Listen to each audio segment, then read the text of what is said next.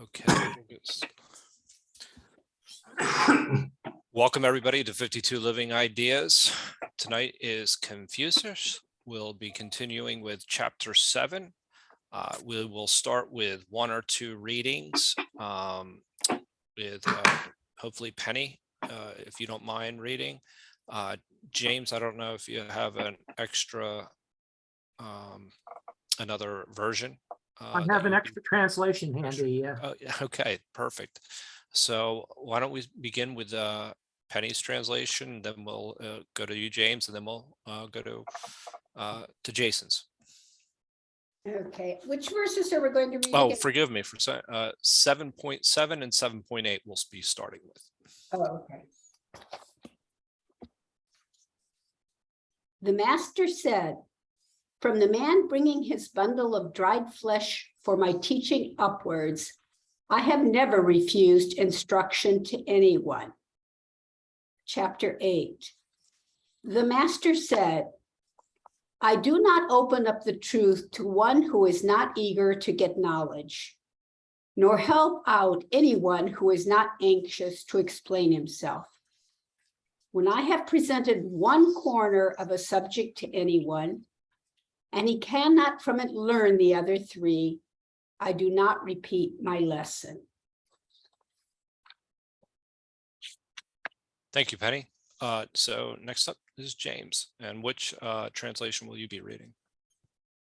This is Richardino. Okay, thank you. This is 7.7 and 7.8. That's correct.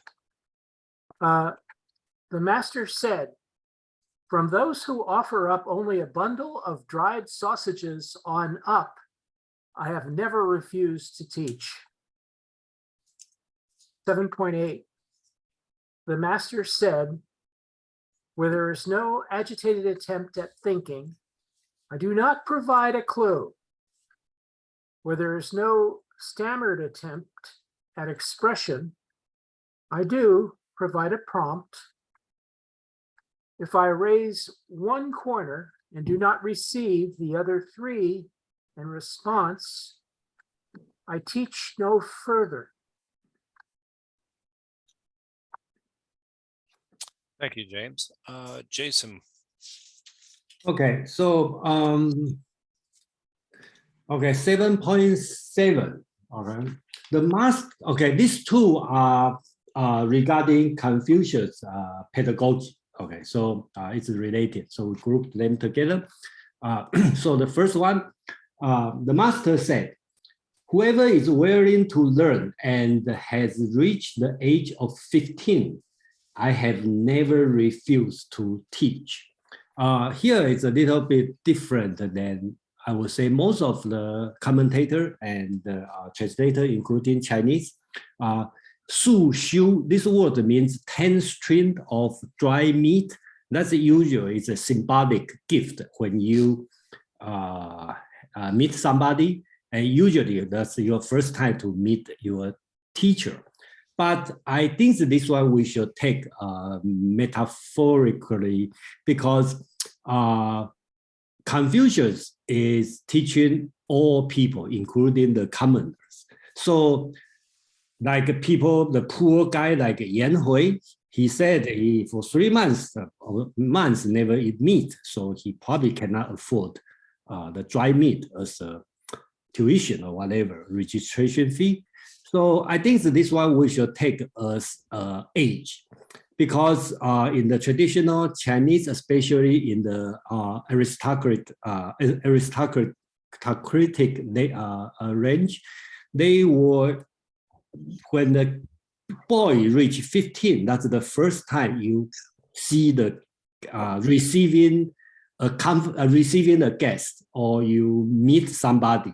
Okay, so during this time you have to bring the symbolic gift, like the dry meat as a gift. Okay, so usually that's the time you see your teacher. So I think here Confucius said age 15 and above, 以上, that means above, doesn't mean you pay more than 10 string of dry meat and above. I don't think that makes sense. The meaning means age. Another reason is traditionally Chinese would like to use this kind of symbolic as an age, right? So for example, when the girl reaches 16, Chinese will say reach the hairpin because they tie their hair. So when the girl reaches 16, so you will put say hairpin. When the boy reaches 20, they will wear hat.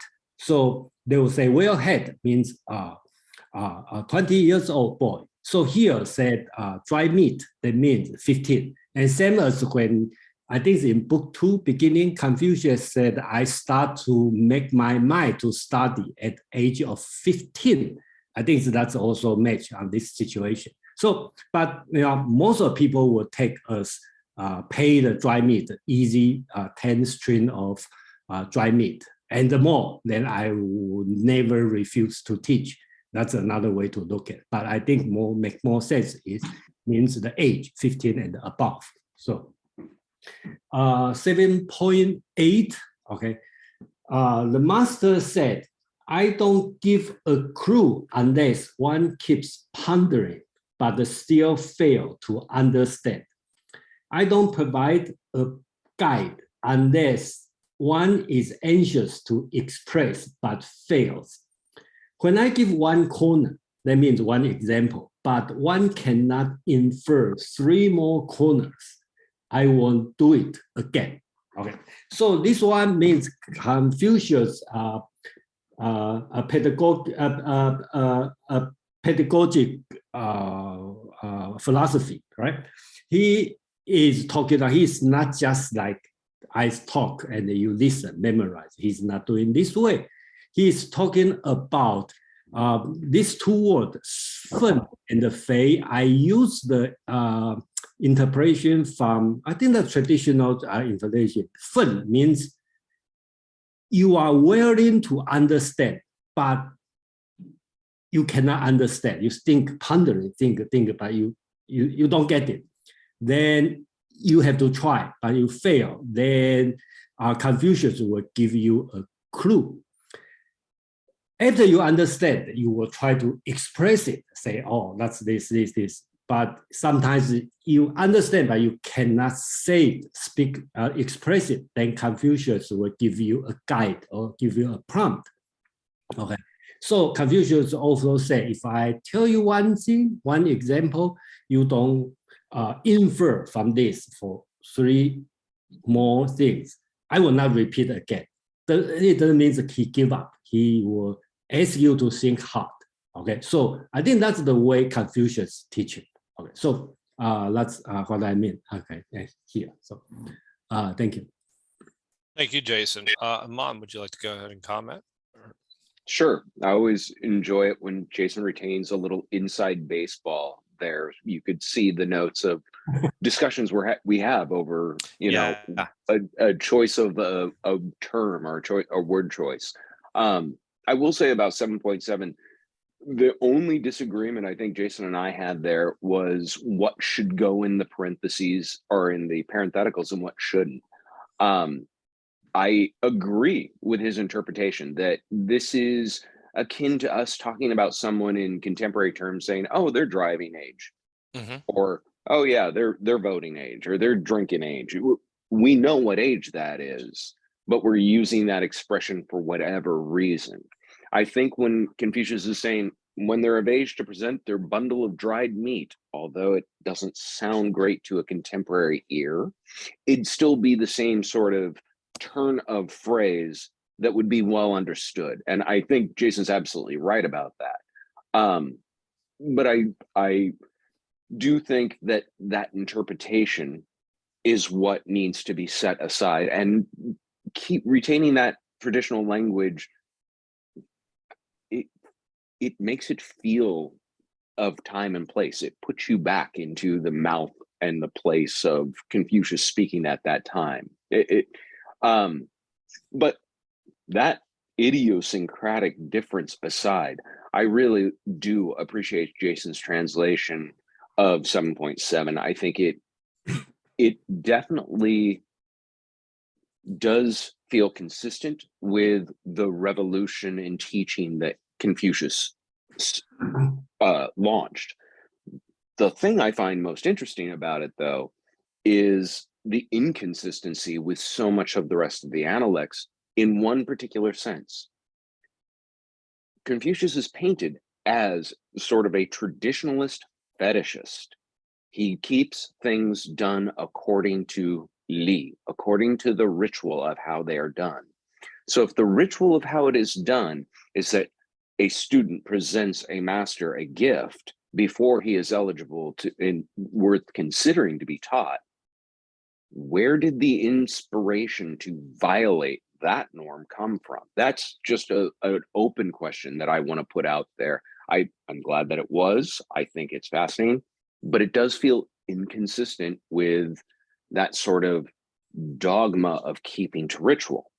Mm-hmm. The other thing I'll say about 7.8, this infamous, when I give one corner, I want 3 returned in its stead, that I won't teach someone who, upon revealing one corner, cannot return 3 to me. Feels kind of prickly for a teacher.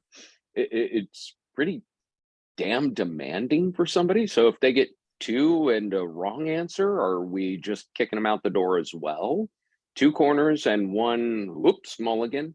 Right. But I think these are thematically paired very interestingly, because one speaks to how much inclusiveness Confucius is trying to bring into his teachings and his academy and his training of students. The other speaks to the very high standard, very strict scrutiny with which, okay, maybe he's opened the door to anyone to arrive, but if you want to stay there, you're going to put in the time, work, and effort. And if not, out the door you go. He has no further use for you. So yeah, there's interesting text, but a lot of very interesting subtext to these 2 chapters. Yes, I agree with this. And before we come to Jason, I wanted to ask and put the question out there as to why the age 15, and what does that actually mean, to be of age. They're in the Greeks used to call it okiosis, of coming of age around, and I believe that was more around the age of 8 years old, where you became self-aware and aware of your obligations of the people around you as well, so that you're starting to become, you came into your own. But what does the age 15 mean to Confucius? I think is something also interesting that I'd like to explore a little bit. Is that a rhetorical, or did you want me to actually? If you have an answer, yeah, go ahead. And I have an answer, but I don't know that it is the answer. First, to understand, very common in many traditional Asian cultures, the child's age is not started to be counted until after its first year. The first year was basically just a flub. You may or may not survive it, but once you survive the year, then a year from then, we call you 1 year old. So you can always subtract 1 from any age and arrive to the biological age as we'd understand it now. In traditional Chinese medicine, amongst many of the tenets that exist within it are ideas around what's called the cycles of Jing. And Jing is a refined essence in the body that in women activates in these 7-year spurts, and in boys activates in these 8-year spurts. So do the math, 8, 16. 16 is that second burst of Jing. And if you think about sort of the gestational markers that happen for male and female humans in these different forms, between 0 to 7, at 7, you lose that baby fat, you're walking upright, you're no longer a toddler, your teeth have started to exchange, you're starting to become adultish. 14 to 16, you've gone through puberty, or you're going through puberty, you're now reaching an adult. go the cycles out, and there it gets a little bit more depressing 2 more cycles on. But this could be a reason for the significance of that age of 15. Thank you for that. Yeah, it's something I hope everybody has something to say. That's a wonderful explanation. So it may be the explanation, at least to me. Jason. Yeah, I have no answer on the age. Okay, so let's take a month as a standard answer. Okay. Yeah, at least he practiced some Chinese medicine, so he know better. So I'd like to comment is about, because when Amang talked about our kind of disagreement, I realized, when I do the translation, I find I have to juggle with 3 things, right? One is its actual meaning, its tone, right? I try to make it correct. And then I have to pay the price of reflect what's original Chinese meaning, like dry meat. Okay, so you want to show something like this.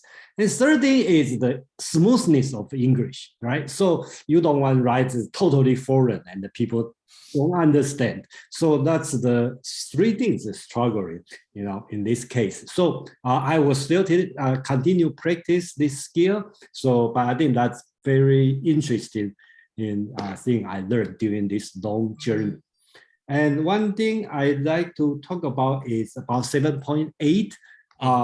Some interpretation will say if you don't infer from 1 corner to 3 corner, I'm not going to teach. Okay, so the original words is repeat.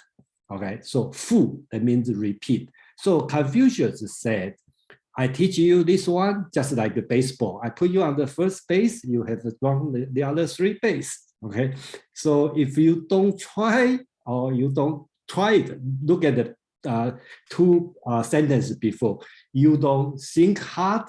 Okay, you don't try to express. Okay, then I'm not going to repeat. I think that's he's talking about. So the word important is I'm not going to repeat. That's the word he's going to use.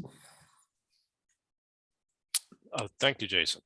So next up we have Quan.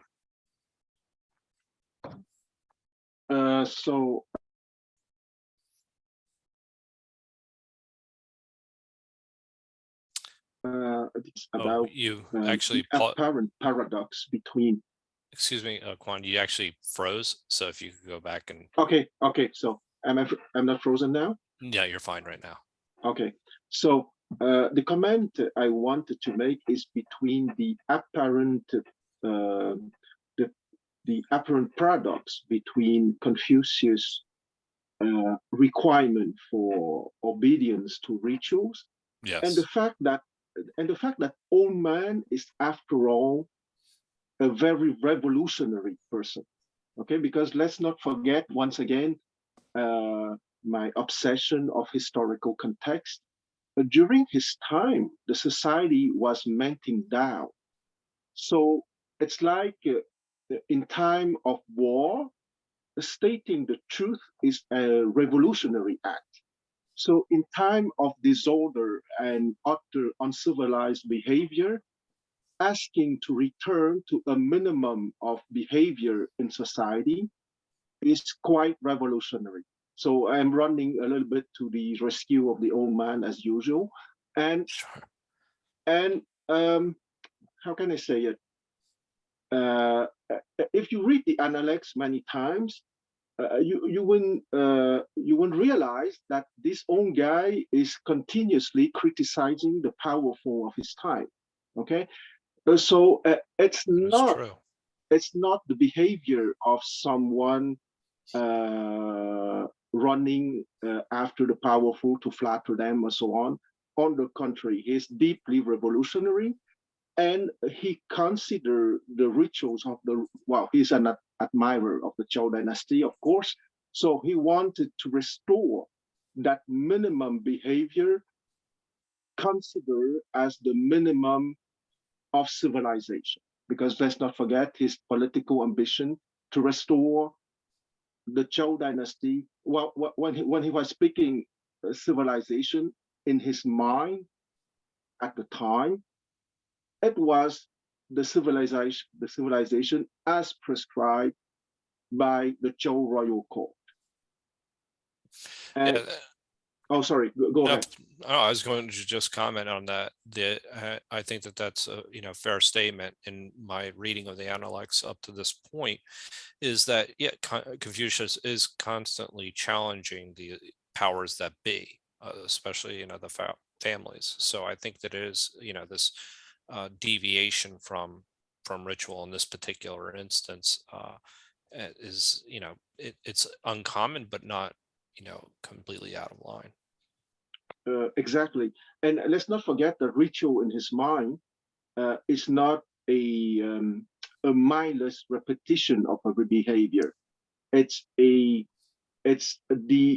outer expression of a deep of having deep roots in wisdom, courage, humanity, and etc.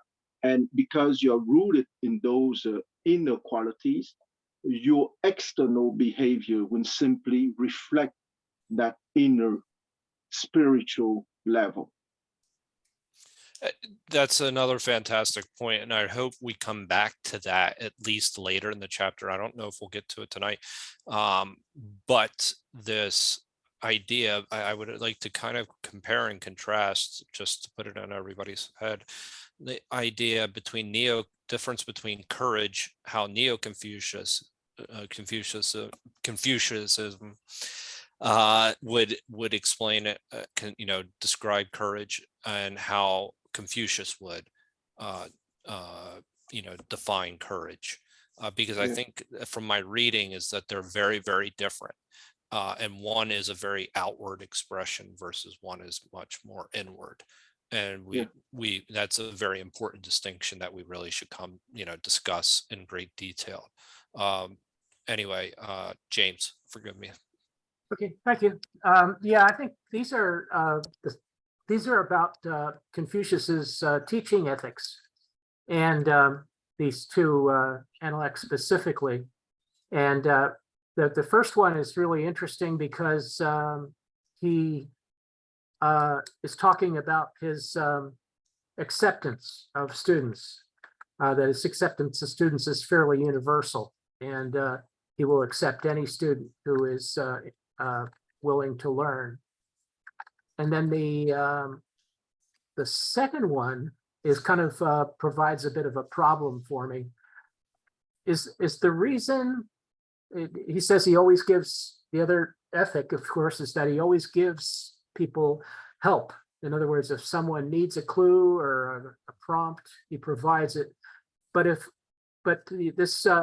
this idea of like the four corners, I see a square. So a square of wisdom, a square of learning, where the teacher has to provide one corner and the student has to provide the other three. Now, is this, and this is a game actually in modern mathematics. They're using it in these schools where I live now. My son received it, what about almost 20 years ago, about 18 years ago, he received it in elementary school, called Squares, Game of Squares in mathematics, where the students had to play a mathematical square. So in this case, is this a kind of rote learning? Possibly a kind of rote learning that was where you have to memorize all aspects of a subject and then provide, and the teacher gives you one aspect and then you have to provide the other three. And is this a possible sign that technically Confucius was dividing his lessons into quadrants?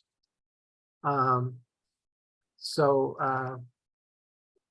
think so. Like, is this a game possibly? Jason or Quan, do you have? Let me clear some common mistake here. That's just about the translation. Whenever we say three, okay, and in Chinese during that time, three means a few, Okay, so don't stick with 3 as a number 3, because later I will talk about Confucius talk about the 3 people work together. Okay, they must have one, at least one must be could be my teacher. So it should not read as 3 people. Actually, it's a few people around. So that's number 1. I like to make it clear, because Among and I probably constantly disagree on this one. Should we put 3? Sometimes I put a few. Among will say, "Oh, you should put 3." So basically, that's the problem here, because it don't stick with 3. And Chinese are not like Greek. Plato will be more mathematical, right? So stick with the number. Confucius is not. Okay, so the number is not that clear. And another thing about Jen talk about it. Let me share the screen one more time. Okay, Sure, I hope please. it's bigger. Okay, you will see this one. The words on 7.8, you will see this word, 不 means no, right? It's repeated 4 times. 不愤, 不起, 不肥, 不发. Okay, so I translate as negative, right? I don't give something unless you do something.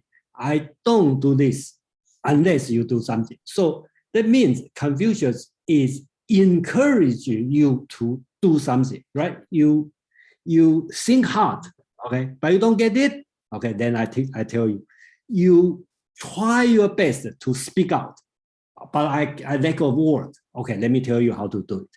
And then that's related to, if I teach you one thing, okay, I believe that time I probably ask you to memorize it. Okay, so you memorize something, but you should be able to say, oh, just like 子贡, right? Remember at the long time ago, 子贡talk about the point, the ancient point, like the jade, you have the polish and the polish. He quickly think about, oh, that's what you are talking about. I have to work hard, improve myself. So that's kind of the 3 corner Confucius is talking about. He doesn't want you to tell you like the beautiful lady, the gentleman or the 君子 will pursue a beautiful lady. Oh, you just think, okay, I should have a girlfriend. You should think about like beautiful lady means the virtue, the 人, I should pursue it. That's what Confucius is talking about.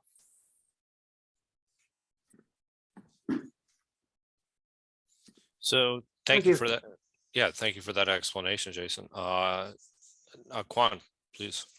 Yes, yes, it's about 7.8 again. I think that because of the progression of the paragraph, there should be no doubt, because it's about the fact, as Jason said, is the student making the minimum effort is he wishing to improve himself?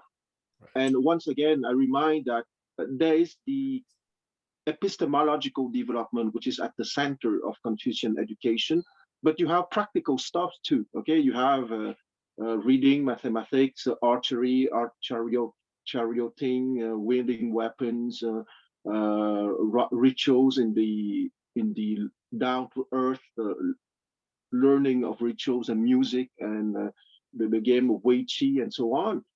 So you have that, the 6 arts, the 6 liberal arts that Jason translated very interestingly last time.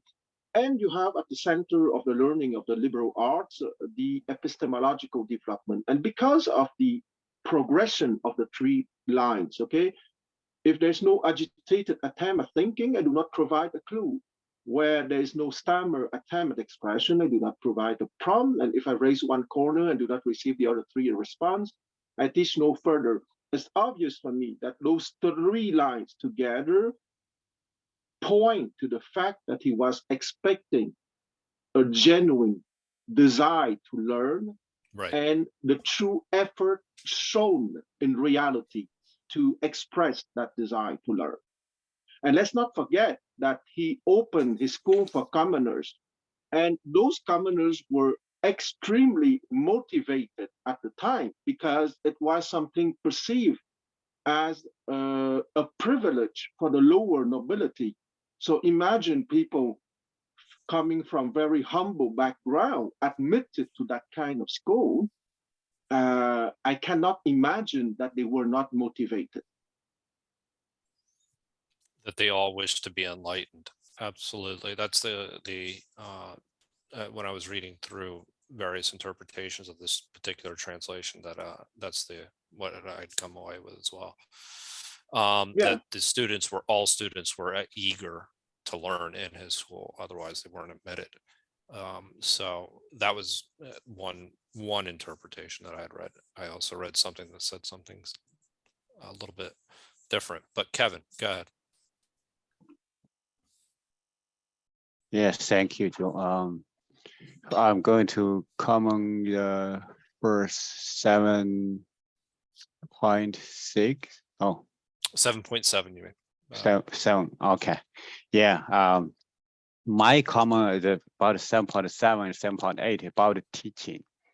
If, for example, if I want to learn something, generally you need to pay price, tuition or something.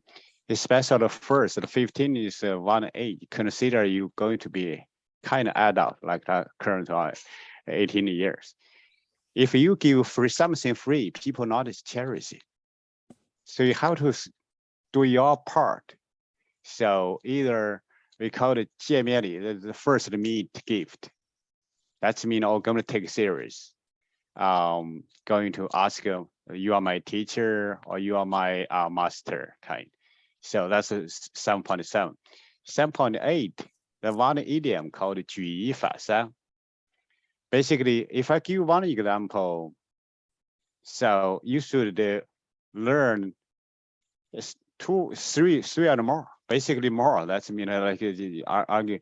Basically, I don't need to tell you the same thing, which means the same theory or same rule or same formula. You can also use others, not just one thing. And here, the first two is, I don't give you a basically, Jason, I don't give you a clue unless you want to. This is very important. We always looking for some wow moment or something we learning. We may want a teaching style called self-directed learning. You need learning to do it yourself, do your part, do your homework until, okay, the teacher is just one kind, make you from the 0 to 1, enlightenment. You just need that button, press it. Okay, that's you got it. If you teach one teaching style generally, okay, I go to school and learning. I don't do my homework. I just follow in a class. You can't imagine. You cannot learn much. And the second one is the same thing. That's another idiom, not idiom, but 启发. Basically, vain teaching going to press that button, answer your question. That's very important on the modern day that we can learn from, I guess. Last one, 7.9. Yeah, we haven't. So we haven't gotten there yet. 7.9 not okay. I'm going to pause here. Thank you.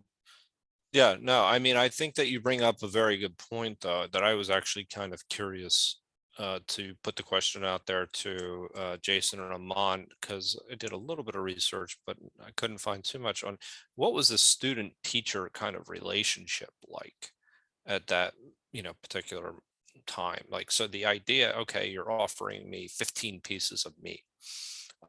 This is a sign that I'm serious about my education as well.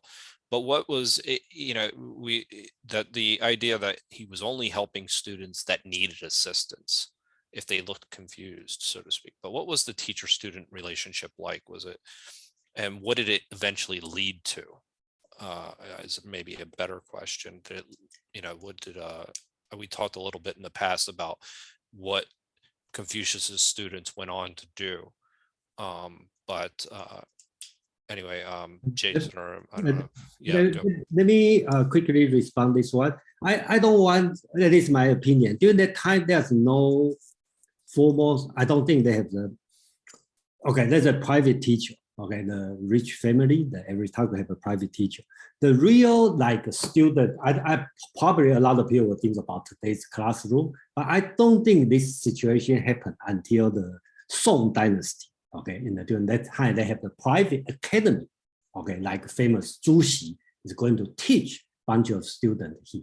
I don't think that situation, or in the Han Dynasty, they start have academy, government set up academy to have And I don't think that's the way of teaching. I think probably more on the discussion, scholarly discussion.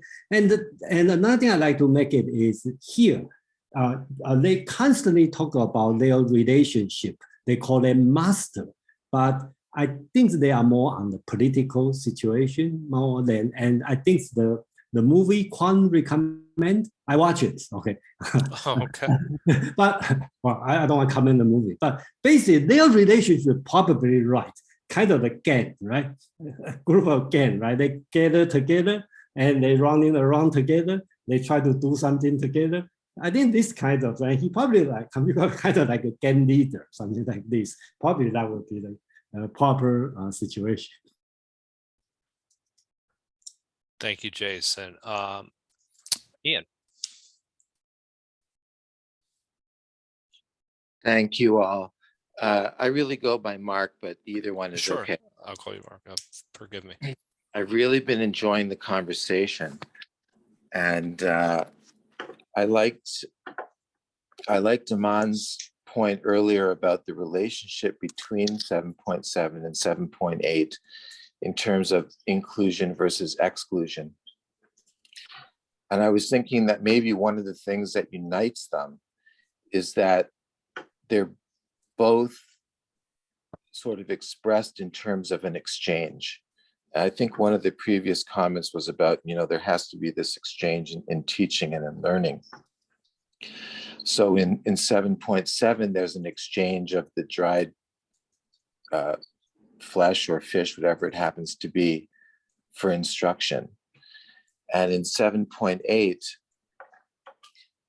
I kind of see 7.8 as broken down into 3 parts, and each one involves a kind of exchange.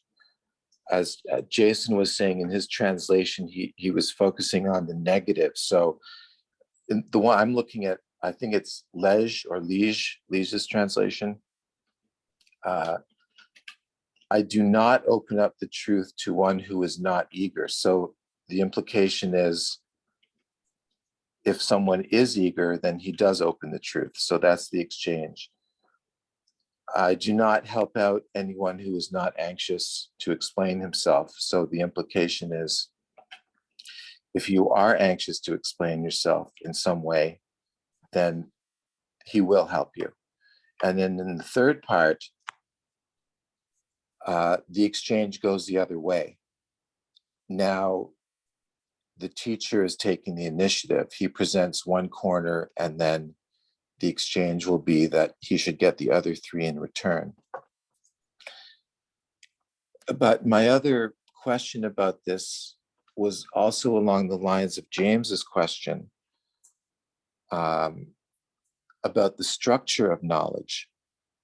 If he's talking about knowledge as a corner, and I'm kind of noticing Joseph's background. I'll say hi for a second. And Joseph, rather, you had your camera turned a little bit before. We could really see the corner of your room above you, and that really gave me a visual aid to try to imagine what these 4 corners would be. But is he talking about inferring? I think, Jason, you mentioned inferring, but then someone else asked about whether it was just rote learning or not. And is he trying to suggest a structure to knowledge, either as a kind of quadrilateral in some way, or a square? And then how would that encompass things where you have more than 4? Like, for example, in the 5, what are sometimes called the 5 fundamental relationships. So does there have to be 5 corners, or how does that work? Thanks everyone. I can just only refer. Does anybody have any kind of response to that question? I would just add something to what Mark said. The thing that I liked was that there has to be a receiver of the knowledge. So there's a kind of a reciprocal relationship between teacher and student. the student has to be interested in the lesson. So, and show that he's interested and show his learning. So I like that aspect. Yeah, of, no cap, Mark's- Slack. I got a glizzy on my side, Jit. Yeah, whole lot of gang shit. But they talking about. Hey, good mousing. There we Okay, go. so yeah, so I like that. I like that kind of aspect of learning being brought out, and I think it probably is to a certain extent reflected in the translation. So I imagine this is very difficult to translate, and I think any of these translators, did a fairly good job. So thanks. Brian, I know I skipped you, so forgive me. I'm going to jump the line here if everybody's okay with that. So I've been also very interested in this line of discussion. I think it started with, excuse me, started with James and now Mark and others have commented on it. For example, Guan talked about the liberal arts, the 6 or 7 liberal arts. I also noted in 8, there's a progression. Number 1, 7, I think is pretty clear. You have to, you demonstrate your eagerness to learn, at least in the words. And number 2, the second one, number 8, has 3 elements. Number 1 starts with listening. The student starts by listening. Number 2 goes to speaking. The student speaks and the instructor helps. And then number 3, if the student speaks, it somehow makes sense. And that's also that third element's what kind of interests me. And everybody's been talking around it. I'll share what my kind of the impression I have and my takeaway as of right now. It's not so much the number 3, the 3 corners, but the question is what is recognized as a corner and what is not considered a corner. And the possibilities that have been flagged is, number 1, you just remember what you've been taught. So if you can repeat what you've been taught, that's a corner. Memory is important. Number 2, saying something reasonable using, let's say, guidance that's been previously provided by the teacher, so a reasonable conclusion using a method established by the teacher, that might be the corner. So some kind of reasoning using methods provided by the teacher. And then number 3, I have a couple more, but number 3 is even more creative, coming up with something, a reasonable way, a reasonable corner, a corner based on reasonableness in a way that the instructor had not taught. And then number 4, and this is kind of what I think it is, except for the fact it doesn't apply to archery and all the other liberal arts, but it does apply to what I think I've learned from earlier sessions. Number 4 is analogy, retrieving from the wisdom of the past, repeating, let's say, from precedent in the past, a wisdom that you can apply in current circumstances to do the appropriate thing. That's something that I feel like I've learned from our previous sessions. That would be a goal of the teaching, the Confucian teaching, to get the student to relying on precedent from the past to distill the wisdom and apply it appropriately in the present. So of all those things, the rote memory or reasoning in different ways, I guess this retrieval and appropriate application of past wisdom is I guess, I don't know, I'm guessing that would be considered a corner. And I don't know, I'd be interested in comments of other people on that. That's the impression I have right now. It is interesting. Is it a hierarchy of knowledge, or which we've traditionally kind of discussed here in so many different ways of 52 living ideas, specifically is, wisdom being the highest form of knowledge, is, the idea of right action.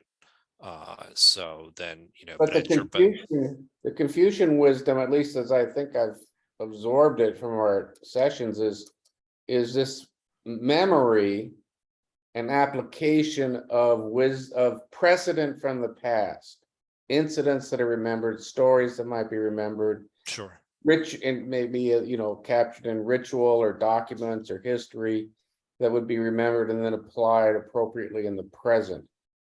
So again, what is a corner? And I think maybe that might be included in what is a corner. Yeah, and individuals that we may mourn, so to speak, as being a way of, applied, what rituals to perform when. So that's that one. So does anybody have any comments on that? Go ahead, Mon, and followed by Quan. Yeah, I did not want to jump the line because I was too good listening to everybody else discuss this. I want to say, I think we just had an abject lesson examples in 2 of 3 corners just in this discussion, but I'll explain that in a moment. So I put out the idea of Confucius sort of adherence to Li as being suspect. What interests me is we kind of got over that. We found a way to reconcile that very quickly and moved on beyond the pedagogy to the curriculum. We all can agree, I think, generally on what is meant by these passages in terms of the expectation from Confucius for his students and the standards by which he governed them and himself in terms of acceptance, in terms of retention, in terms of, student performance. But now what we're getting really into the nuts and bolts of is, what did the curriculum look like? What were the nuts and bolts of what was taught? And was there a formula for teaching it?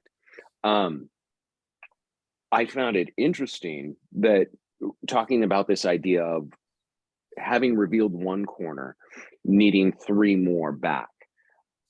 Mark, I think, really set this one off by pointing to the theme of reciprocity that exists between 7.7 and 7.8. And that is a reoccurring lesson that Confucius has reiterated again and again and again up to this book of the Analects, is the importance of, it's not just a top-down power structure. There's an expectation of reciprocity between any individual and any other individual. And here there is a real example of that. Mark was the first one to really sort of point it out, catch it, bring it into the light, lift one corner of these 3 corners from this past material we've already been examining. Brian, I think you did an excellent job actually inferring a lot of the curriculum from another corner, which is that reverence for past knowledge and the plumbing depths for ancient wisdom, and how a student is expected to be able to retrieve that, bring it to light in the here and now, and apply it to a current situation, which I think you did, and I think Mark did. And so I think we actually kind of saw just a sampling of what this 2 out of 3 returned corners look like. I agree with Jason and with Kevin that this has become sort of an idiom to modern Chinese. The idea of, I give 1 corner for 3 corners, or that 3 always means, a few. And it does. But I do think this is one of those very rare occasions where something metaphorical and poetic is also at work in the Analects. And this gets to the other half of what I think James and Ryan, you were asking about, sort of why couch this metaphor in this way. You envision a square, and Mark actually mentioned this too, a quadrilateral or some sort of square.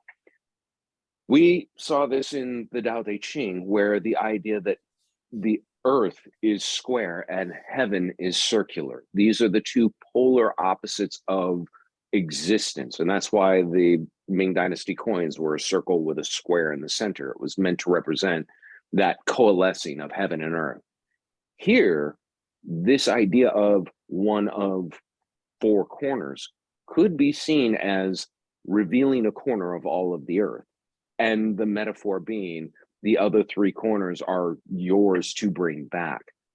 Not that that's what's being explicitly stated here, but that is the imagery being invoked by conjuring the notion of the teachings being as a square to the student, being as all the world to a student. It's not text, it's not even subtext, it's very subtle, but I do think it exists there because, back to that curriculum, there were classics that Confucius whetted his students on, the Book of Odes, the Book of Rites, and very possibly the I Ching. Though, as Jason points out, it's only really mentioned once in the entire Analects, but it was a classic ancient novel, and he had respect for those classics and ancients. And that idea of square earth, round heaven comes right out of the I Ching, and would be an image that would resonate with that sort of student body. So it's one of the reasons why I do think there's value in sometimes retaining the original language, because there can be layers to what the meaning is. Just like when we would say something like voting age, it's blasé, it's understood, it's not even thought of, but it actually has a history and context that scholars 2,000 years from now, seeing that written down, would say, what did they mean by that? Why was 18 the voting age? Oh, wait, they amended the constitution of their country in the 70s. Why did they do that? Oh, here's the Vietnam War. There's a whole host of history to something that can be just a throwaway statement for the here and now. Thank you, Amlan. Wonderfully said. Quan, you're next. Yes, and it's interesting that at the end, Ammon talked about the golden age, because precisely I wanted to talk about that. You have two ways to, at least two ways to imagine, to project the ideal. Okay, you can either project the ideal situation in the past, or you can project it in the future. In Chinese culture, the ideal age, the golden age, was in the past, and the effort precisely is to strive to go back to that ancient virtues who was perfect in the past. But either to project it in the past and the future, for me, it doesn't change anything, because the important thing is that you need to go on the epistemological journey in your life in the present. Okay, either the fantasy. When you say, the thing is, why can't you just left me? Oops. Either the fantasy was in the past or in the future. That being said, I made that comment because of the Ammon talk about the golden age, but what I wanted to say is about the student and the teacher relationship at the time. Okay. Sure. There is a very interesting book, which is 25 years old, that has been written by Brooks. They are husband and wife, and they are both sinologists. And it has been a very extensive study precisely in the relationship between student and teachers at the time. And it's in the book, it has been demonstrated quite clearly that Confucius was one particularly brilliant private teacher who gave lessons to the young nobles, because those young nobles needed to learn some basic manners, rituals, poems, etc., to make their entry into court, into the world, if you want. And it was precisely the traditional curriculum of the 6 liberal arts that was given to those young nobles. And that was part of the rule tradition. But why Confucius has been remembered and not the hundreds of rule or the equivalent that were working at the time, okay? Because precisely as it has been said in the past, he opened that curriculum to commoners, Right. but also, and I cannot prove it by documents, but also he was probably more skillful than the average rule, who simply transmitted the poems or the rituals or the manner to walk or to talk at courts with the right pronunciation and so on. And I'm sure that Confucius was doing those things too. Okay, it was the basic stuff anyway. But he was maybe pushing a little bit further on the epistemological development, using those documents from the Zhou kings he revered as being the perfect incarnation of civilization, to push further on the epistemological journey. And that's what, and it's the second reason why he's remembered. Okay, after all, why him and not the hundreds, if not the thousands of rule who existed between the Shang dynasty and the end of the Zhou dynasty. And if you take the Shang dynasty was 1600 BCE and the end of the Zhou dynasty 256 BCE. So it was almost 15 centuries. And that relation, of course, gave the teachers of that time a special place in society, because his former students could have very advanced careers. And in the case of Confucius, for example, one of his students was Mengshu Nankong, who was an aristocrat from the high nobility, and not only from the low nobility. And it was important for Confucius to have that relation with that Mengshu Nankong to get into the court of the Duke of Lu and to get recommendations. So, and I finish with the word Zi, okay, the Zi that is translated as master, that we understand as the title of respect that would have been given to Confucius by his students. It's not a bad interpretation, but I would like to remind also that Zi is a rank of nobility of the time, okay, and that has been translated as very loosely as Viscount, okay, as Gong has been translated very loosely as Duke or Prince. Anyway, Zi is a marker of nobility, and it means master. So we, once again, we live in a world of upper nobility and lower nobility. So it was probably the normal way to address those people. Okay, if you look at in the Analects, there are many names with Zi at the end or Zi at the beginning. Okay, and it was a marker of nobility, and it means simply master. Thank you very much. Yeah, I often thought about why Confucius was so popular at that particular, or has become so popular. And it's reasonable to assume that I think that if he did push forward on the epistemological end, that he had some unique value that he was offering to students as to why he would be recognized. At the very least, he had to be more charismatic. At the very least. So Jason, followed by Penny, and then we'll move on to our next section.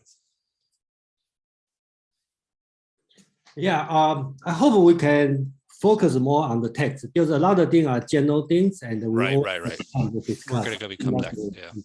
So I'm going to focus very much on the text, okay, about the corner and the 3 and the 1. Since I try to de-emphasize this thing as a metaphor, but look like you guys with the Western mind don't want to get rid of it. So okay, then I have to reveal the true meaning of this.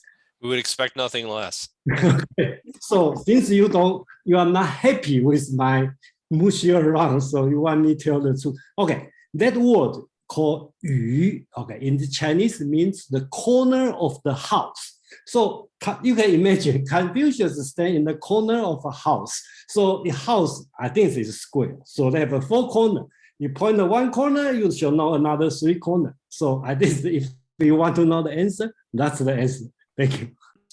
Thank you. Very good. I should say that at the beginning so we can save like 30 minutes. It was an interesting exploration nonetheless. Welcome to my good friend Jenny. Penny. Oh, thank you, Joe. Sure. Hi, Jason. Hi, everyone. Hi. Oh, Penny here. yeah, I just had a question because we were talking about the contradiction between Confucius being very focused on the past and ritual, but being revolutionary, and that he opened his school to everyone. We've also seen, though, that he was very critical about the noble families of the time and felt that they had gone astray. So I was wondering if, like, he kind of opened it up to the lower mobility or the more common people because he felt that society could not be changed by these people who already were on the wrong path and were not going to change. But he felt that maybe it would be more useful because he wanted to change things, you know, to get lower mobility or more common people and teach them to see if they could change society. It's a great question, and it seems like Jason has an answer. Yeah, I'd like to answer this question. Okay, so first, it's looking at the past. Okay, doesn't mean not revolutionary.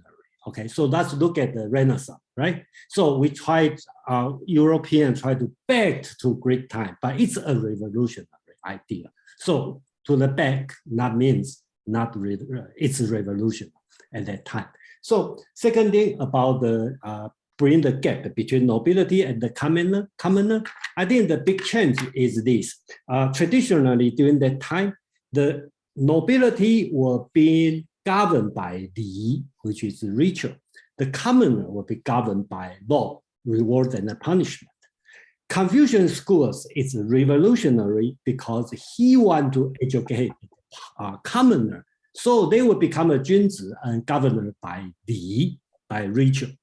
On the other way, legalism will do a different way. They want to lower the nobility to the commoner. So they all be governed by law, reward, and punishment. So I think that's the 2 ways to look at it. That's a very, very good point. Yes, I just want to interrupt because I think that Jason brought here something very interesting, okay? Because all Chinese history has been a tension between those two poles. Oh, and I mean, is that it? Is that all you want to add? Yeah, I think that is. I think it is interesting. I think it was interesting as well. And it's still the same now, okay? Because what I call with certain grandiloquence, the present Red Dynasty, is not so different than the past dynasties because all their speeches can be analyzed as either legalist or Confucian. Interesting. Yeah, we covered a little bit of that on Saturday, at Jason's meetup. So why don't we go on to 7.9 and 7.10.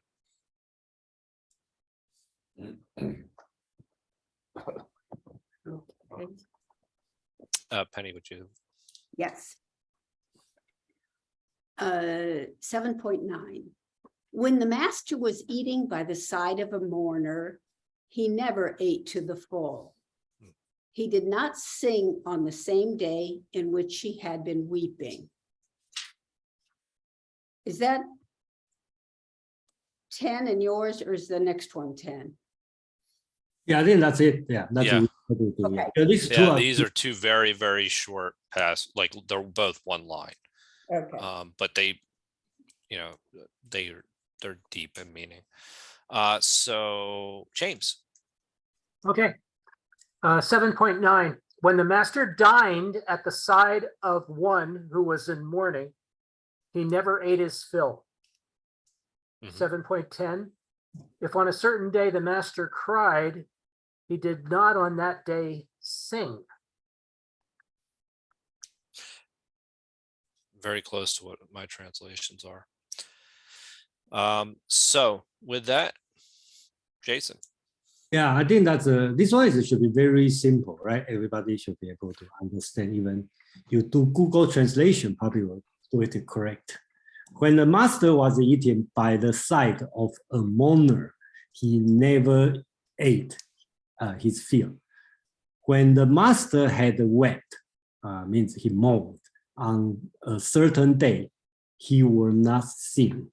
Okay, so basically, I'd like to talk about is Confucius really like sing. He probably could sing because on the 7:14, 7:32. Okay, and later on we will talk about Confucius singing. I wish we can hear how a sage sing. Okay, so that's it. And I think if you want to talk about death or something, or I do. I mean, I want to explore how these two examine, or look at death and grief and mourning, because I, as far as the Taoist approach if versus people the that's if you have a question on this one, then I can bring another text, okay, on the Zhuangzi, okay, and then the basics talking about the same thing and how Zhuangzi reply on this one. That's it. Aman, would you like to comment on both of these? And it was very nice of you to share your They are- grandson with us. Thank you. Thank you. I sorry, some things take precedent, and the whippersnapper leaving demands Absolutely. my attention. Absolutely. But on to a more pleasant note, mourning.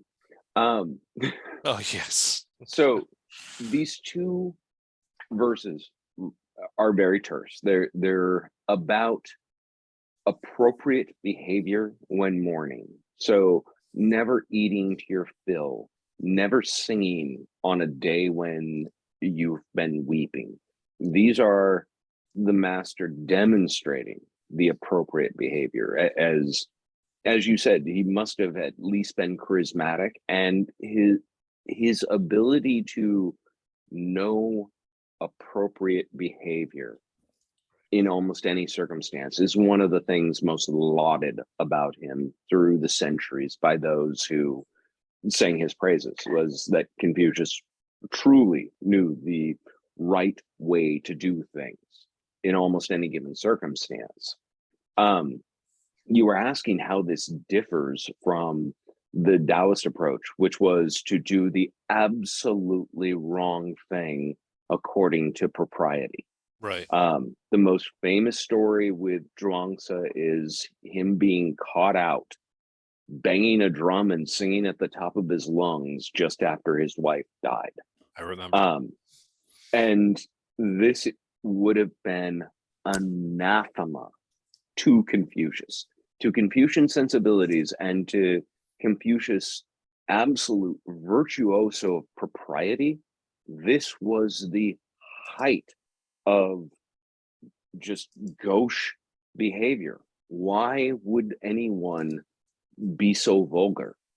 And the Zhuangzi actually offers an answer to this. Well, I started by doing the right thing. I started by crying and thinking of everything I lost, and then I stopped because a realization occurs that I don't know that this isn't a better thing for her. There was a time before there was a her, then things changed and there was her. Now things have changed again and there is no longer a her. And so I didn't weep for the time where there wasn't a her before. Why should I weep now for a time where there isn't? Because something will be again. That's the epistemology of uncertainty that Taoists embrace, the ability to wrestle with uncertainty without it being a negative, without it being, something to fear. I mentioned the other week talking about the idea of a Western and Eastern sort of dichotomy, where Western epistemology seeks that certainty as its fundamental highest good, and it's an absolute that could be frozen in amber and there for all times. That's what the good is in the Western mind.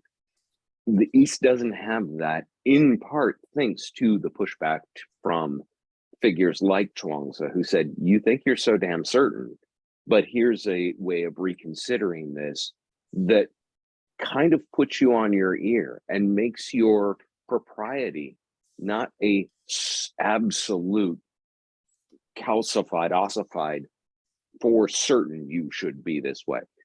Even Confucius couldn't argue that it had to be this way because this was the only real proper way it could be. His argument was, this is the proper way it should be because this is how our ancients handed us wisdom to know that these were the things we should do. And you are being too full of hubris to question their wisdom. That's kind of his rhetorical touche to a Taoist disregard for propriety. It is interesting, though, if you think about modern examples of people mourning, and we have this version that sort of floats in the zeitgeist. Grief takes many forms and is acceptable in whatever form it takes for whatever person happens to be expressing it that way. So if you don't eat, that's fine. If you're gorging yourself and comforting yourself with food, that's fine. If you don't listen to music and can't carry a tune and don't sing for months, acceptable. If you are, whistling past someone's grave, we consider that borderline acceptable. We become more inclusive because I think as a culture, we've leaned to this sort of side of uncertainty. We don't really, any of us, accept that there is one, well, I shouldn't say any of us, but there is no one universally agreed upon interpretation of what death is, what it means to a person, and what is the appropriate way to respond to it in a modern society. There was that for Confucius because it came from that ancient wisdom, because it was handed in the Book of Rites, it was handed in the Book of Odes that these were the appropriate ways to be. And that sort of ritualistic observance of death even creeped its way into Taoism centuries later, where a Taoist exemplar like Chuang-Tzu might not actually recognize a Taoist funeral or a Taoist Fahui ceremony, which is a ancestry reverence ceremony where offerings are made to those who've gone before.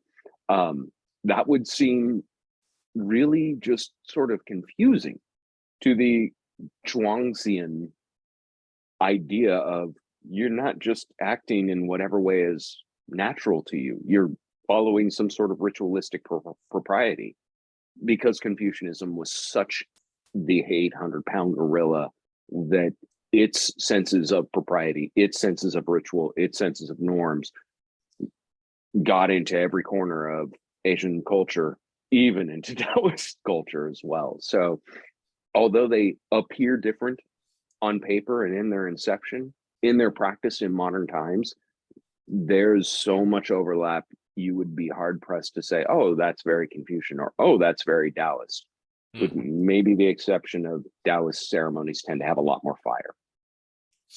It's a very interesting thing to discuss, is this idea, because rituals becomes almost this survival mechanism to me, in this using ritual to grieve, to deal with death, is something that we still use today, and various across various different religions. I think actually one of the interesting things about the Jewish religion is they only mourn for a year. If anything past that, you're mourning yourself.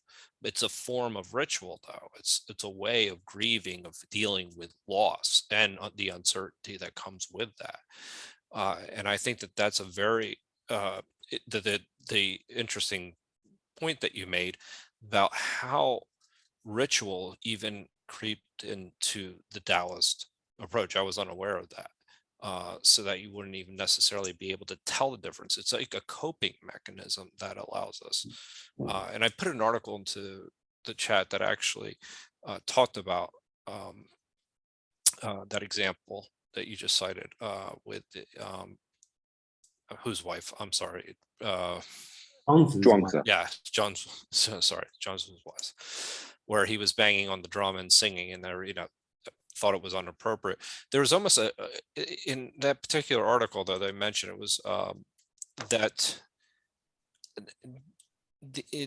Shuangzi, if I'm saying that correctly, I'm not very good with names, is understanding that the universe is change and that his wife has been returned. And so even that in and of itself is a way of dealing with loss. It's just understanding that this is the natural order of things, and it's a form of acceptance. So that by singing and banging on a drum is not necessarily the most inappropriate thing, in that if you view it from that lens. And does anybody have any comments that they would like to make between on 7.9 or 7.10? And okay, Mon, please. I just wanted to add, to defend my position about the uncertainty that exists within Confucianism. There's a later chapter where something about the will of heaven is asked of Confucius, and his response is basically, you don't know how to serve man. You can't begin to think that you know how to serve the will of heaven. You have yet to figure out how to serve mankind. This was an indication. This to me is the big giveaway, that funerary ritual for him was not about some sort of metaphysical good being met. It was about performing service for the living who still were here. And I do think he recognized what you said before, the comfort in ritual. And it's one of the reasons he found that sort of abject disregard for it so distasteful in any form that it took. But yeah, that was just the 2 cents I wanted to throw in there on top of everything else. Yeah, no, and I mean, you made great comments as always. And I also think that it's worth highlighting again, is this idea of what is appropriate, and Confucius, his ability to know what is appropriate, because I think that actually goes into as to why what Quan was saying a little bit earlier, as to why he was so popular, is that he could connect with people because he knew how to handle each situation, and part of that was ritual. And so I think that also, again, this is also a coping mechanism. But at the risk of repeating myself, Mark, followed by Allison. Thanks, Joseph. I was just thinking about the whole conversation about death is really fascinating. And the ambiguities involved in our attitudes towards death and the way we mourn. As I think it's 9, he did not sing on the same day. Mm-hmm. It doesn't, there's not a sense of reciprocity there. He wouldn't say, I wouldn't weep on the same day as I had sang, perhaps. So in a way, there's a sort of priority being given to weeping. And the other thing about it is, what does it mean that he would do it on the next day. There's somehow some sort of an evolution and a change and maybe a purification that happens from one day to the next, that it would be okay to sing perhaps on the next day.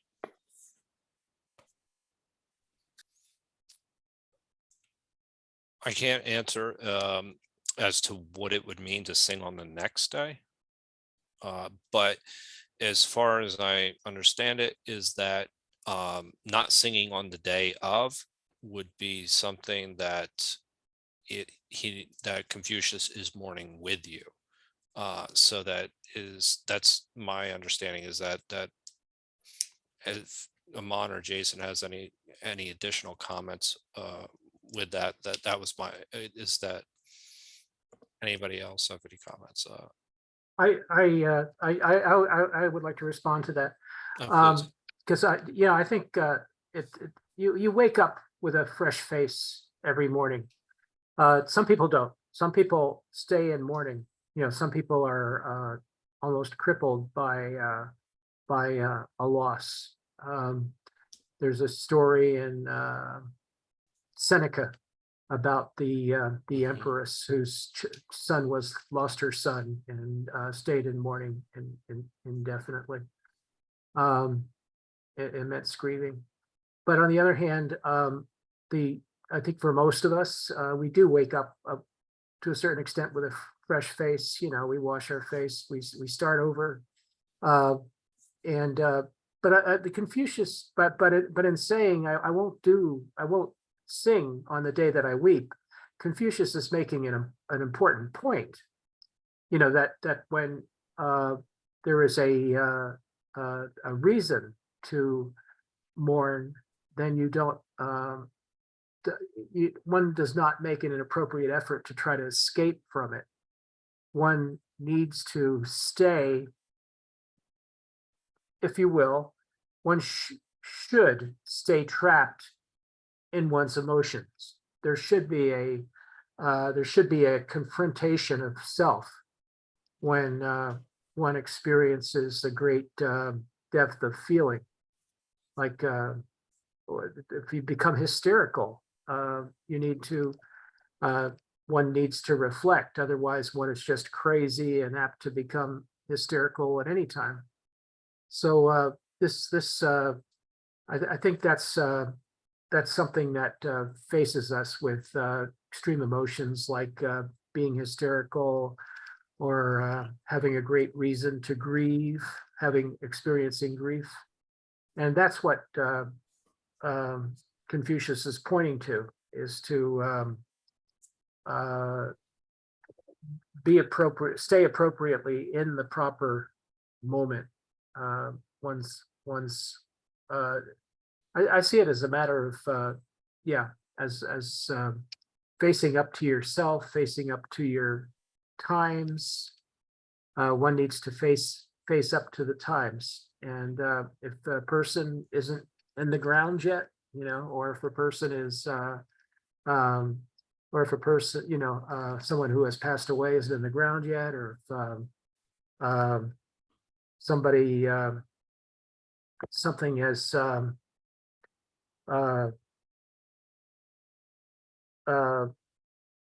terrible has happened in one's life, then one needs to respond to that, continue to respond to that in the moment. Once the case has changed, once it's a new day, so to speak, then you don't necessarily have to keep following the path of the previous day. One can wake up with a new face. That's the way I see it. And just I found one of the notes that I actually, I'd come across was that performing the ritual weeping and singing on the same day ruins the dignity of ritual propriety. So that's one reason. However, I do have somebody that makes an argument that it would be acceptable under certain circumstances to weep and sing on the same day. So depends on who you ask, but for Confucius, I think just basically is about ritual propriety. Allison. I understand what Confucius is saying, but I think that when you're going through mourning, you can't even predict how you're going to feel. And I think you have to mourn in whatever way you need to. When my mother died, it was, I'd gone through a very, very difficult 2 years where many, many horrendous things happened. And then at the end of it, she died. And just before she died, she and I were talking about it. And I told her that I was waiting for the locusts to come. And we started laughing hysterically and for like half an hour. And then she said to me, she said, I don't want this to ruin you. I want you to go on and live a happy life. And, and then we cried. It was like laughing and crying. And then at her funeral, it came back to me where I just started laughing hysterically, just could not stop laughing. And everyone was aghast. They were just like shocked and angry with me. You could just feel it in the room. And then I stood up and I was the one who gave the speech. And then, I just kind of like talked about that. And then, people understood. But I really feel like you can't really, I understand what Confucius is saying. There's a sense of propriety, but I also feel like people have to mourn in whatever way feels necessary, and it might be laughing and then crying and then like ripping apart a pillow and then, and everything. And that's okay. And I get that Confucius, he had a lot of rules about everything, but I think in general, you've got to go with whatever you need to go through, and people need to just accept that, that's kind of what I think. Yeah, I mean, I agree with you. I think that something that I've also studied in Stoicism as well is this idea, again, is that this is a process to make sure that you don't fall apart in the process of grieving. Right. So yes, we all grieve in our own way, but once we lose someone, and there's also the idea that Confucius was very ritualistic when it came to funerals, and that was out of a form of respect, because of how those individuals, especially if they were close to you, your mother or father, how they actually impacted your life. So that was a very important, connection that you have. So it's more of a respect to the past, than it was anything else. So then the deal with the mourning process per se. That being said, these are coping mechanisms. I think everybody grieves in their own way, but again, just the Stoic example or it's not even just Stoic, it's many belief systems that you can speak to that make sure that you're not necessarily focused on yourself losing, and then rather than focused on the person and understanding like the person's life. Like you're more worried about who are you really worried about, the person that died or yourself at that particular moment in time, if you continue to grieve too long and let the grief overtake you. And that's how I see a lot of these as coping mechanisms. That's just me. I mean, I don't know if that's how Confucius intended it, but that's one opinion. Kevin. Yes, thank you, Joe. For me, I got a different. If we consider Confucius is a sage, he's a real person, right? It's then as his thinking is different our contemporary world thinking. For example, that's I'm a management dichotomy. That's normally we think we try split, separate, from a subject level to personal level, find a difference. Another way, you also we live on Earth, right? West, east, so it's just two different directions. Also vastly, we call it east to west. It's one word, 东西 seeing. It's very interesting another way of how do you understand seeing. Also, I would say, the Jason mentioned metaphorical. I would say something we need to value as metaphorical. It makes sense. It really makes sense. It's not just one way we can learn things. Divided, we could learn that way. We also, all human beings, it's just our thinking method, our belief, our experience, culture, tradition, difference. So if I would ask, what's the antonym for dichotomy? I cannot find which word. Maybe you guys bad. So it's here. It's about these two, about sympathy. So I agree, Joe. You mentioned don't overdone it. That's even Chinese practice. For example, for one parent's one dad or mom passed away, they could be bankruptcy because they're going to put a luxury, compare their own wealthy old days. They're going to sell house or they borrow money for the funeral. It's happened. That's another way around. But here seeing show your sympathy when somebody around you have your neighbor even, right? They lost a loved one. You cannot see how party in a neighbor, right? So that's not nice. And the same thing in the previous paragraph. What's it? Can I bring back? Yeah, it's that's another when you even he is one host for the funeral services could be. He saw sympathy, not because I make money. I don't eat food. Because I'm like you eat feel your belly, right? You eat food, you enjoy the food. So it's not the way. I also saw sympathy. Thank you. Thank you, Kevin. Ahmad, please. Followed by Jason, Brian. Yeah, I wanted to say, I think actually Kevin was hitting on it in a very real way, is that there is just a slight distinction between 7:9 and 7:10. 7:10 is the verse that when Confucius would weep, on that day he would not also sing. Right. That is about his own behavior. And if the master is weeping, he is grieving. But 7:9 is if he's eating by the side of a mourner, he never eats his fill. That isn't about his grief.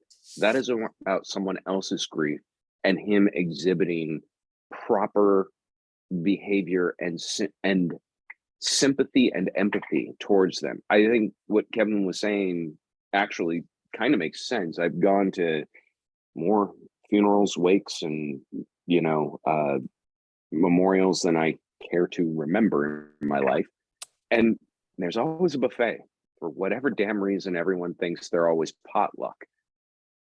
There is something almost distasteful of the person who piles on and goes in for seconds and thirds. It just does feel like that person is there for the wrong reason. And I'm not saying this to be overly judgmental, but it does always strike me that this isn't, all you can eat, that it shouldn't be, that's not what this is about.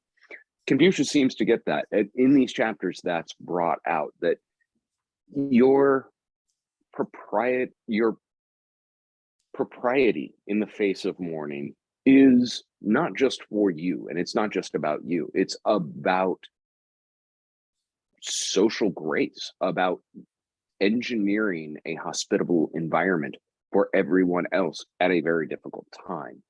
The 7:10 about not singing on a day that he wept, there's not a lot of occasion that does speak to personal grief. That is a loss that causes him to weep, and his emotions are not capricious enough that he would go from weeping to singing songs within the course of the same day. He's going to feel that emotion authentically, deeply, and really, and completely.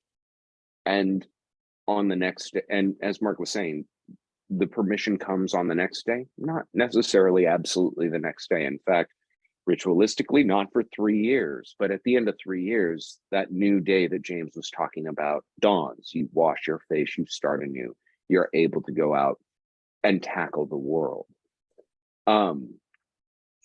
The one other thing I did want to say here, and oh God, the thought is just slipping from my mind as I'm trying to even remember it. No worries. Nature of mourning and grief in general. Yes. Time and place counts here. There was something very performative in ancient China about funerary and grieving rituals, where somebody was important enough to die that we were going to hold this ceremony. Everyone do absolutely the right thing. Okay, now you're off the clock. Go ahead and go whistle, in the courtyard or whatever. That is an example of singing on the same day that someone was crying. That would probably have been very commonplace for most of them to see. Oh, your father died. Aren't you grieving? Oh yeah, we grieved. We had everyone here. We had the potluck. It was all good, but it's done now. And now we're, drinking and singing songs. No. You're supposed to stay in that. That was Confucius' point here, is that sort of funerary as an excuse to just gather and party. Terrible idea. Just not an acceptable way of treating that solemn occasion. And that wouldn't have been unknown to a lot of the individuals he was speaking to in the Analects, that's just what that wound up being. Great comments as always. Jason. Okay, let me have a Brian go first, and then I probably Brian. Let me see here. I chimed in, or I raised my hand before Kevin and Aman talked, and they kind of said what I was going to say, in that there's a social element to this, not just the personal element. And that comes out, I think, in the first part of 9. But I think, it's ambiguous. I think it comes out also in the second part of 9, because others will hear you singing. And it also seems to me that, or they might hear you singing. And I think when I read this, it struck me that weeping might have been more of a ritual activity. Yes. At that time. So this is just respecting, I guess there is the personal element of it, which is the ritual, just like you've said, is a way to express this personal grieving. And so you would not be inclined to sing the day you ritually wept. But I think just as Kevin and Lamont said, there's also very much a social aspect there. Yeah, I mean, there is a very much, and I actually very much appreciated what Aman had added regarding funerals today, in general, how they, essentially there is just something inappropriate about continuing to eat or things like that. It's just, there does seem like where it just seems and knowing appropriate behavior in that particular time, I think is very important in order to connect with the people that have that are dealing or grieving the most. Jason, I think we have. Can we squeeze in 7-Eleven? What do you? Wow. Well, I think let's do this. Let me respond this one. Then I think probably, since everybody want to talk about death, let me give, especially I really don't. Edison talk about the situation of the she want to laugh. Yeah, because 7-Eleven's going to be really long. Let me quickly respond this one. Then I bring up the different texts so that everybody know Confucius ritual is not the only way you have to follow. Okay, and actually you don't have to follow anyway. And these two sections, look at it, it's not a dialect, right? It's not dialogue. It's just a pure description. Okay, I think these two describe Confucius' profession. Confucius said he was poor because his father died in the early age when he was 3. So he has to do some humble job. So he probably doing the funeral service for the nobilities. So that's why he do the job properly. That's why he focused on ritual. So I think that's this one presents the Confucius professional point of view. Okay, when you do funeral service, you said you cry, but you don't go to party after, even it's my profession. So I think that I read this way. And second thing is about why you are not crying, you are not singing after you wept in the day, because it's just like Joe said, it's respect the dignity of the ritual, okay, and also respect the death. Right? So I think we have time. Let me bring up another text, okay, which is from Zhuangzi. And then if you remember, it's on, if you can check on, I think 7.2 or something, 6.2. Okay? Yeah. They talk about a guy, 子商, what's that? 子商伯子, okay, in the 6.2, that's the same person here. This one is from Zhuangzi. When Among talked about Zhuangzi's wife died, that one is on the outer chapter, so it could be written by other people. But this one is from the great master, which is written by Zhuangzi himself, according to the legend. So this one also mentioned the Zisang Bozi, who here he called Zisang Hu. Okay, but again, I have to remind everybody, Zhuangzi's story cannot be true, right? Because he just allegory. Okay, so let me read this one, this text. Okay, let's talk about the same thing about the death. So here it said, Mr. Sang Hu died. Before he was buried, Confucius, just 1 minute. Mr. Sang Hu died. Before he was buried, Confucius heard of the event and sent Zigong, remember the Zigong who came, to go and see if he could render any assistance. One of his survivors, I mean the Zisang Hu, Mr. Sang Hu's survivor, his friend, has composed a song, and the other was playing lutes. Then they sang together in unison. Okay, come Sang Hu, come Sang Hu. You have been the true you when we still remain here as men. Zigong hastened forward to them and said, is this according to the ritual? Okay, when you are singing next to a corpse, the two men look at each other and laugh and say, what does this man know about the true meaning of ritual? And then Zigong went back. Zigong returned to Confucius and reported to Confucius, saying, what kind of people are they? They don't have any decorum to behavior, treat the bones of their own body as external to themselves, sing with corpse right next to them with no changes in their facial expression. I don't know what to call them. Okay, so they just do opposite of what Confucius is teaching. Confucius said, so here Zhuangzi will set up Confucius as a master in Tao, in Taoism. So of course we don't believe that's true, but that's Zhuangzi said.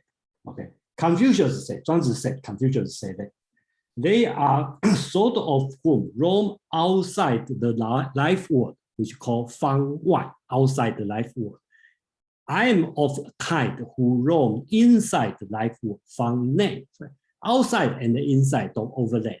It was silly for me to send you to more. They, moreover, make men to be the fellow of the creator. Okay, they have the concept of creator and seek their enjoyment in the formless condition in the heaven and the earth. So they going on and on.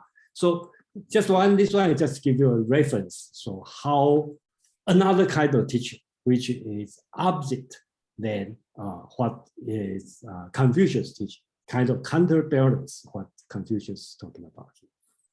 Interesting. Quan, do you have something you want to add? I see you signet. Yes, yes. I think it's very good idea that Jason write that line from John. So because once again, at the time, everyone offer a way, okay, a how to deal with reality, with social reality, with physical reality, Right. and it happens that historically we have that kind of opposition between Confucianism and the other Tao. But at the time of Confucius, let's not forget that the Ru school to which he belonged was, as Jason mentioned, to a school of masters of rituals. And those master of rituals were very important in all situations of life. And one of those special situations of life, of course, was the funeral ceremonies in which that rule was absolutely needed, especially in the nobility, because you have certain things to say, to chant, you have dances that have to be performed, and you have things that have to be prescribed, the size of the coffin, the number of assistants, etc., etc. And I think that that kind of thing still persists nowadays. So, and at the time, already what we would call the Taoists, they were a subgroup of the population, of the Chinese population, that were already rebelling against those prescribed rituals and etiquette. And I would say here, I think that this group already know me as the apologist for Confucius. I think that I rather tend to spontaneously to go with the Taoists, okay? Because after all, your mourning, your pain is inside your heart and your mind, not in what you express in rituals. However, I think what the greatness of Confucius precisely is to say, you have the right to have your spontaneous feelings, and what is happening inside your mind is yours, and you don't have to repress it, of course. But you have to take into account everyone around you. Okay. Once again, if you cry and you laugh at the same time at a funeral ceremony, it could be very authentic and very true for you. But Confucius invited everyone to, of course, to have the kindness to accept what is in his heart and his mind, but also to take into account the people around us. Okay, so in a certain sense, what I want to say that most of the time, Confucius would be used to oppose to the Taoists as the free people, and the Confucius as the constipated old man obsessed by rituals. But I would say that once again, since I'm his apologist in this group, I would say that what he is offering is, on the contrary, yes, you have the right to live freely your own emotions and what is inside your mind, but you would be at a higher degree of freedom if you can live that on the personal level, but at the same time, be capable to take into account the people around you. That would be a higher degree of freedom. No, I agree with that. I mean, there's a social element that you're, considering, and it's not just yourself, and when you're grieving. And I think that it's worth mentioning that yes. Well, I would also like to back up just one brief moment, because I like one thing that you really said that I thought was important to pull out is this: everybody grieves in their own way, and this distinction between maybe more mourning and grieving. I think mourning is the necessary process that we actually use in order to cope with grieving. We all grieve in our own way. We all experience loss in our own way, but the mourning process is a way of actually dealing with our grief. So I think that's worth mentioning as well. But Aman. I actually really appreciate what Jason put up and what Quan had to say about it. I have very little actually to add to that. One thing that did occur to me when Quan pointed himself out as the apologist for Confucius, which I have to thank him for, because it's been an awkward position for me to ever be playing the apologist for Confucius, is that word apology. Jason asked, or Kevin asked before, about the idea of the antonym for dichotomy, and it occurred to me that contronym is probably the antonym of dichotomy, and a contronym is a word with two opposite meanings, apology being one of those, that it can mean to show sorrow for or to defend. So it has complete opposite meanings within one word. We have a lot of words like this in the English language, but it would be the antithesis to something that is viewed as separated by definition. It in itself is one thing with separate definitions. That was just a thought that ran off the top of my head. In addition to that, though, I do want to say, as to this idea of grieving, I do think everyone grieves in their own way, but I've performed enough funerals, I do see some patterns. And there are something I often tell grieving families, people, anyone, is that who you lose changes your grief. If you lose someone from the generation before you, your parents, an uncle, grandparent, you're losing a portion of the past. You become untethered from a connection into a deeper past that preceded you. When you lose someone of the same generation, a sibling, a spouse, someone who is your contemporary, you lose your tethering to the present. You stop, your identity to the here and now suffers. And if you lose someone of the next generation, a child, a niece, you lose that tethering into the future. And you see that grief act out very differently in people, but in very sustainable I shouldn't say sustainable, somewhat predictable patterns. It's easier to lose our past. We're practiced at it. We're losing our past all the time, every day. Yesterday was yesterday. You lose a parent, you lose an uncle, you lose somebody of an older generation. It is sad. It is, something that we mourn and grieve, but we move on from more readily, generally, because we're accustomed to it.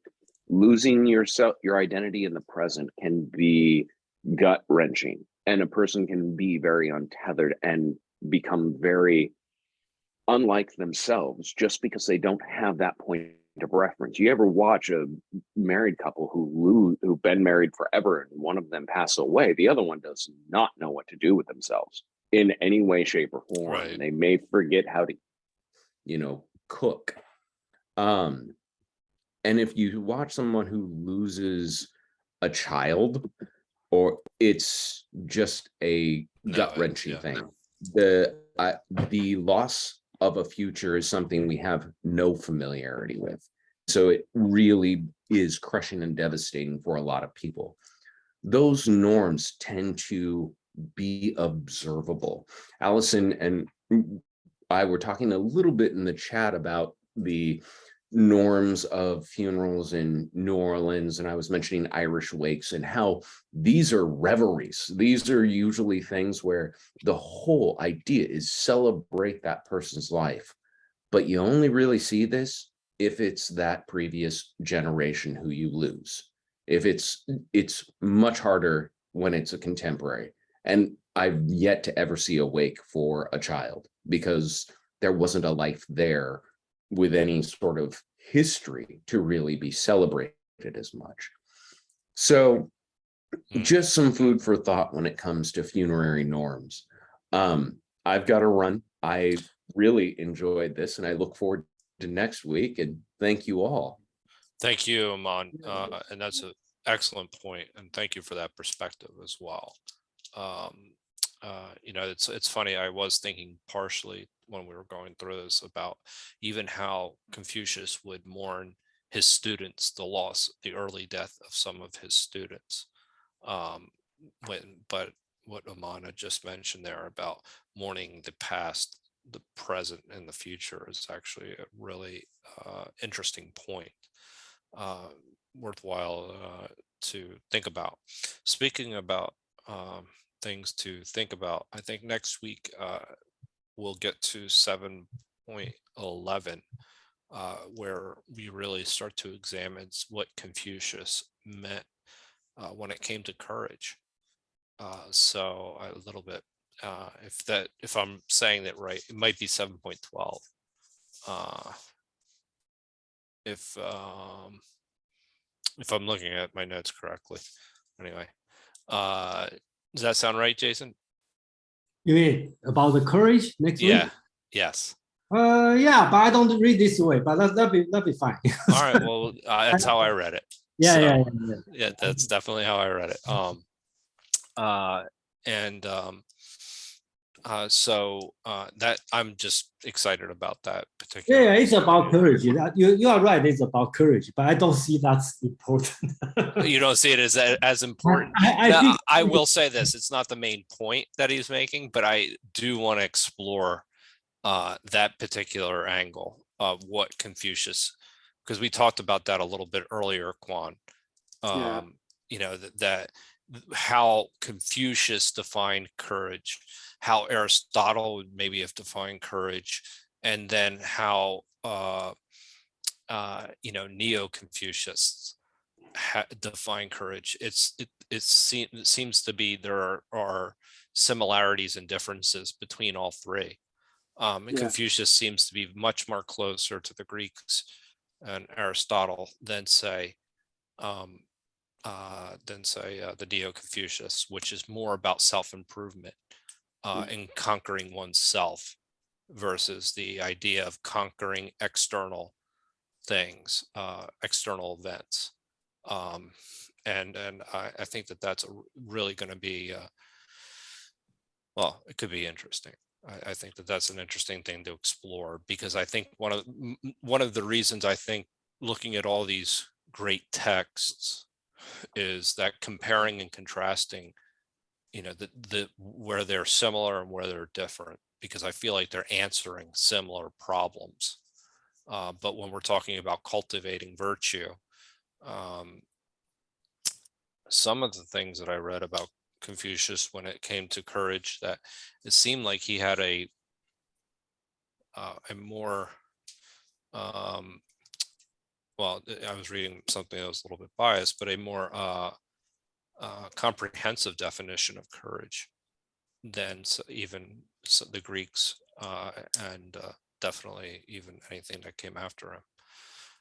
So anyway, that I'm a little bit excited about that. So that's why I was actually even trying to rush it in tonight. So I would like to say, I would like to give an easy answer. Oh, okay. Maybe it's more about the interaction between courage, wisdom, and justice. It is. It absolutely is. Yeah. Because if I need to use one word to synthesize those three, I would say it's about judgment. It is. And that's, yeah. And that's very Greek, because in the absence of wisdom and justice, courage actually can become a vice.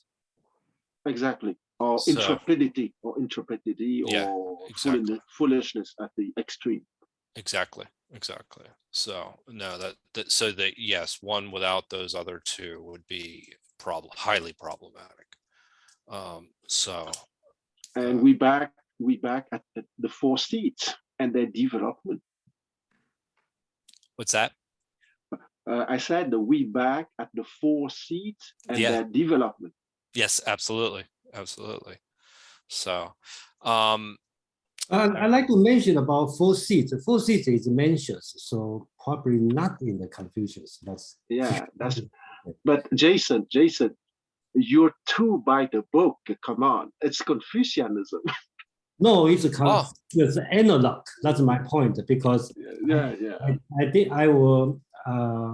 very good. I think I focus on the book on this book on purpose. Yeah. Yes, but we don't have to. You don't have to. I just want to mention we should not mix them together because they are I agree. one person. They people put them together. Okay? Yes. And then if we stand in this point of view, they don't Confucius doesn't know mentions. That's my point. Yes. I absolutely agree with you on the fact not to mention the text, but we can discuss the virtue by itself, not necessarily needing the mentioned authority. Yes.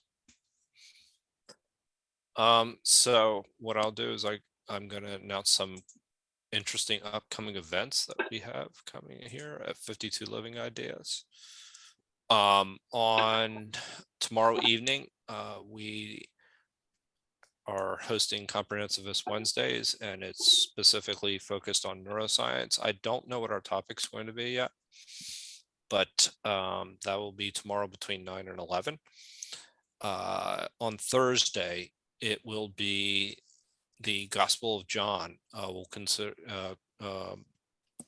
continue to go over chapter 13, which is the washing of the apostles' feet. And we strongly encourage you, if you're going to attend that, to read the commentary by Thomas Aquinas.